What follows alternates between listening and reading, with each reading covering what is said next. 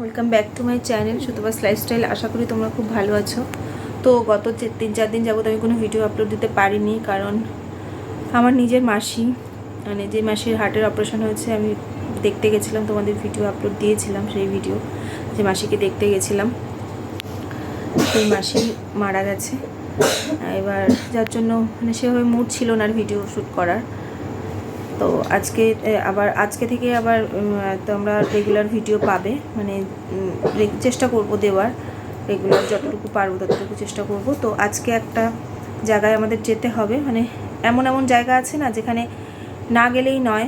যেহেতু আজ মঙ্গলবার, আমি মঙ্গলবার সন্ধ্যেবেলা এখন মানে যে আজকে মঙ্গলবার, আমি সেখানে গিয়ে কিছু খাবো না, কিছুই না, কিন্তু তাও আমাকে যেতে হবে। মানে এমন এমন জায়গা আছে না যেখানে না গেলেই নয়, মানে নিমন্ত্রণ সেভাবে রক্ষা করতেই হয়, যার জন্য সেখানে আমি যাব।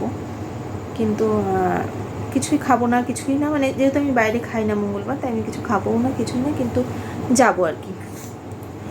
তো রেডি হই, তো তোমরা ভিডিওটা দেখতে থাকো, সবটাই তোমাদের সাথে শেয়ার করবো। কোথায় যাচ্ছি না যাচ্ছি সবটাই তোমাদের সাথে শেয়ার করবো। তো দেখো রেডি হয়ে গেছি, মানে নর্মালি এরকম একটা সুতোর কাজ করা একটা পাতলা শাড়ি পরেছি, কেন প্রচণ্ড গরম বাইরে।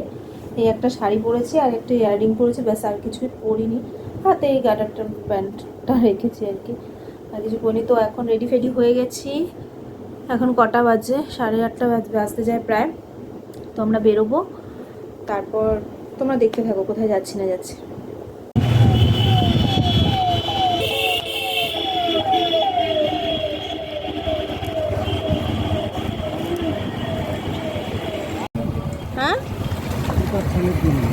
হ্যাঁ নাও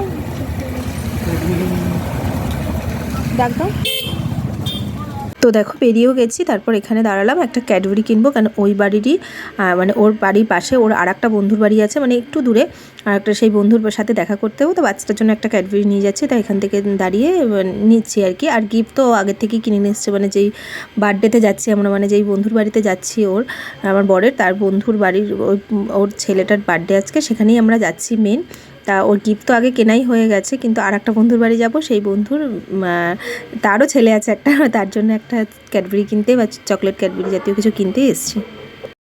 দেখো আমরা ওদের বাড়িতে এসেও গেছি, মানে একদমই ঘরোয়াভাবে অনুষ্ঠানটা হচ্ছে, মানে 2-1 বন্ধু বান্ধব নিয়ে অনুষ্ঠানটা হচ্ছিল।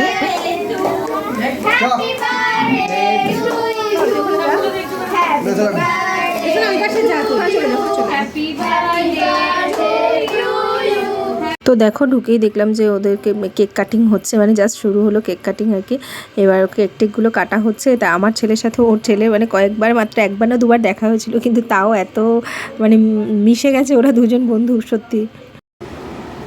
কেক কাটিং হয়ে যাওয়ার পর তারপর ওই যে পাশের বাড়ি বললাম একটা বন্ধুর বাড়িতে যাচ্ছি, সেখানেই আমরা এসেছি, কেন ওর বাচ্চাটার সাথে একটু দেখা করতে, আর ওর বন্ধুটার একটু শরীর খারাপ ছিল, তাই ওকে ওর সাথে দেখা করতে, ওই দাদার সাথে দেখা করতে এসেছিলাম। তাই ওদের সাথেই একটু কথা টথা বলছিলাম, মানে এখন ওদের বাড়িতে কিছুক্ষণ মানে একটু বসেছিলাম, একটু গল্পগুজব করে, তারপর আবার ওদের বাড়িতে গেছিলাম, মানে যেই বাড়ির অনুষ্ঠানে আমরা নিমন্ত্রিত সেখানেই আমরা গেছিলাম। তো অনেক বছর পর সবার সাথে দেখা হচ্ছে, বেশ ভালোই লাগছে। ছেলে ছেলে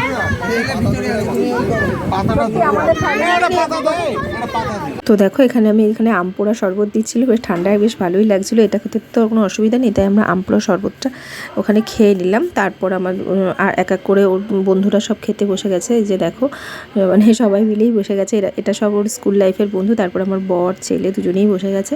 এবার আমাকে জোর করে ধরেছে, ওদের ভেতরে যে নিরামিষ খাওয়া দাওয়াগুলোর ব্যবস্থা ছিল সেখানে বলছে তুমি এখানে খেয়ে যাও, না আমি বাড়ি থেকে খেয়ে এসেছি, তা কিছুতেই হবে না। যাই হোক বারবার করে বলছে দেখে আমি একটু খেয়েছিলাম ওখান থেকে, কারণ দেখো বারবার বলছে, তখন না খেলে তাদেরও একটু খারাপ লাগবে।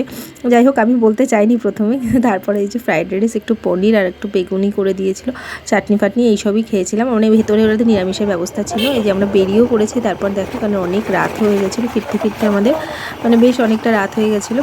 রাত্রেবেলা অতটা গরম লাগছিল না, বেশ ভালোই লাগছিলো বাইকে করে রাতে আসতে। বাড়িতে চলে এসেছি, এখন ফ্রেশ হয়ে নেবো, ব্যাস ফ্রেশ হয়ে একটু মেকআপ টেকআপগুলো একটু তুলে নেবো, মানে কাজের লিপস্টিকগুলো এগুলো একটু না তুললে তো আর ঘুমানো যায় না, এগুলো একটু তুলে নেবো ব্যাস। তো আজকের ভিডিওটা অনেকটাই ছোট হয়ে গেছে, নেক্সট ব্লগ যখন দেবো তখন আর একটু বড় দেওয়ার চেষ্টা করব। তো রেগুলার ব্লগ পেয়ে যাবে এরপর থেকে তোমরা। আর কোনো অসুবিধা মানে আর সেভাবে আর এরকম 2-3 দিন বাদে বাদে ব্লগ দেবো না, এবার থেকে রেগুলারই ব্লগ পেয়ে যাবে। তো আজকে ভিডিওটা এই অবধিই থাকলো। সবাই খুব ভালো থেকো, সুস্থ থেকো, সুতোবার লাইফস্টাইলে চোখ রেখো। যারা এখনও চ্যানেলটিকে সাবস্ক্রাইব করোনি অবশ্যই চ্যানেলটিকে সাবস্ক্রাইব করে রেখো। এখনকার মতো সবাইকে টাটা, গুড নাইট।